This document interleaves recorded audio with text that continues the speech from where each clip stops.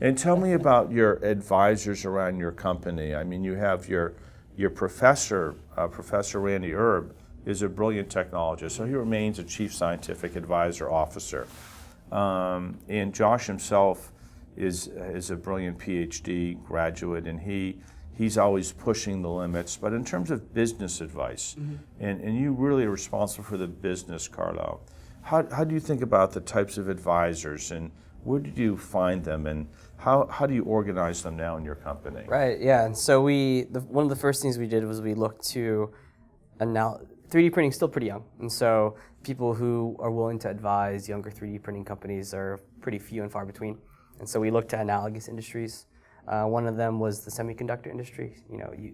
Big hardware play, but still a pretty big software component. And so I had actually met Rob Chandok, who used to be VP of product at Qualcomm. He's actually my father-in-law.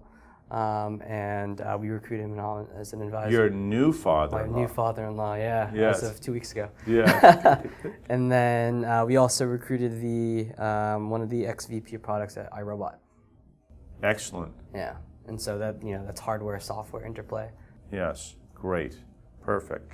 And then when you have issues and concerns about actually a new venture and raising rounds of capital, successive rounds of capital, or structuring roles or teams, the business or organizational side of an enterprise, do you have, does your father-in-law advise you on that? Do you have other business advisors on board? He does. We mostly rely on our board. So we have 10 board meetings a year, and Josh and I are on the board, and we're very close with other board members and board observers.